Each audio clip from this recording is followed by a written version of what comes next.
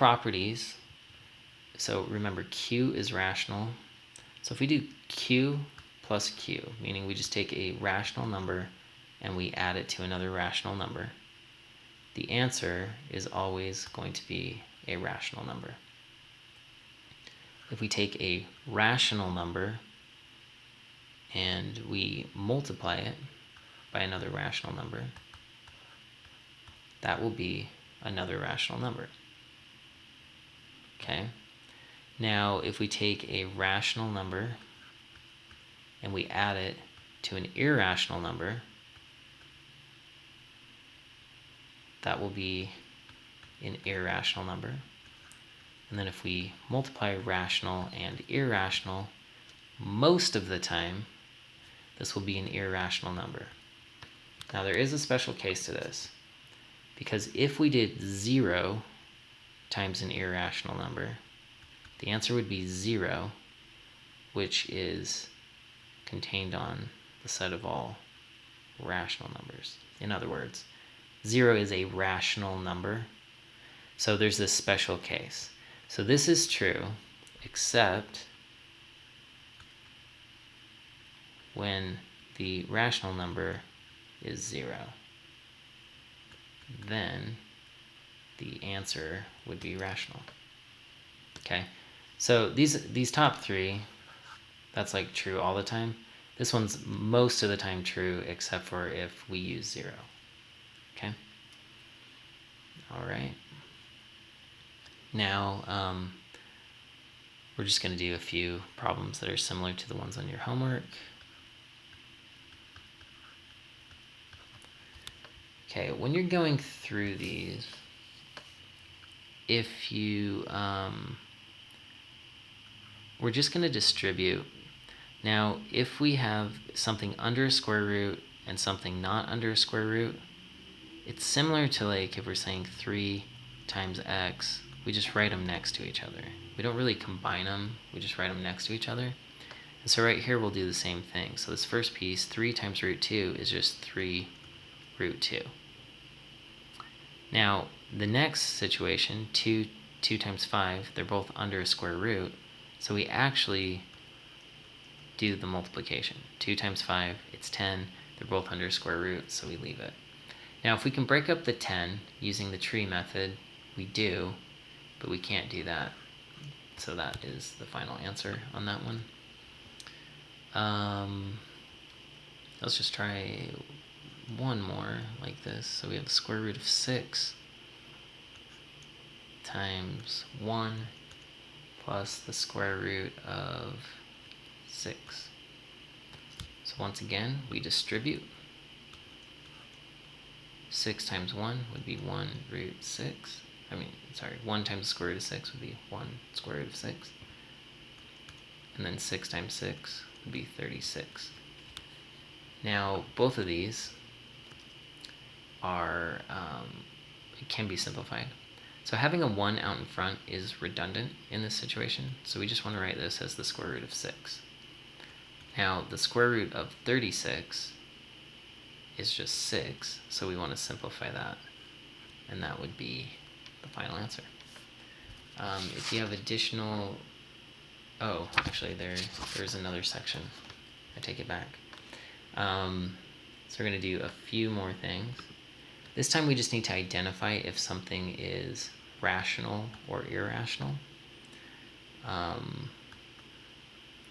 So I'm going to write just a few problems, and we will talk about whether or not they are. And let's see.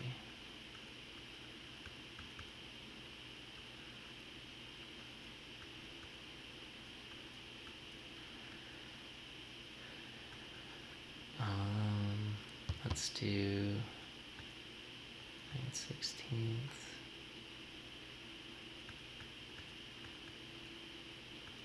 Okay, this is one problem. I know the spacing's kind of weird on that one. Okay, so we're just going to write a Q or an I, script Q, script I. So if we have a rational number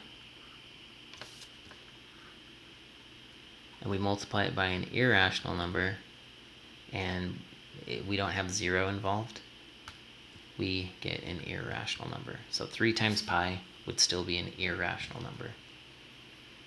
Okay, now we didn't talk specifically about subtraction, but if we have 5 and we subtract a number that doesn't repeat, and so basically we have q, let's see, q minus I. This is another one, it has a special case, but most of the time when we do a rational minus an irrational, it's going to be irrational. The only time it wouldn't, let's see, actually, I'm trying to think on that one. Maybe it's always irrational. I'd have to think a little bit harder if there's a special case. But I know what I was thinking of. What I was thinking of, if we have an irrational minus an irrational, that's almost always going to be irrational unless they are the same number. Then it would create 0. So for example, pi minus pi equals 0. So that would be a special case where it would give you a rational answer. Right here, we're fine just saying that it's always going to be irrational. Okay, right here, I think the easiest way to look at this one would be change this to 2 to the 2/3, using that rule from our previous thing, and 2 to the 3/2, and just subtract them. So we have 2/3, let's see, let's get some space over here. So we have 2/3 minus 3/2. Need common denominators. So we get 4/6 minus 9/6. Okay. So that means we are going to have 2 to the negative 5/6. You can test that in a calculator, which might be the easiest way to do it. Or you can put it, so negative exponent means we're on the bottom. And then we also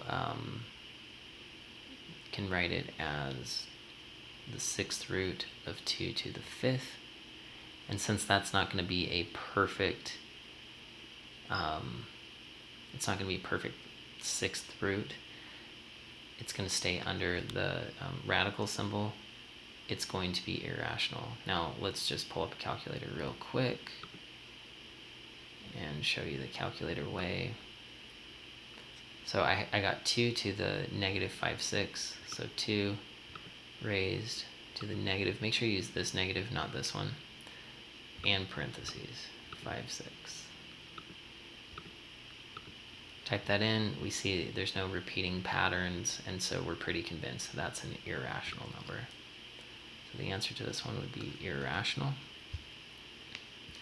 All right, right here, it's as simple as the square root cancels the square, and so that would create the situation where we have a rational and another rational, add those together, and the answer is still rational. And this final one, the square root of 9 would be 3, square root of 16 would be 4, so we're really just adding two fractions together, so it's a q plus q equals q. All right, if you need additional help, come to Math Lab and Calculator.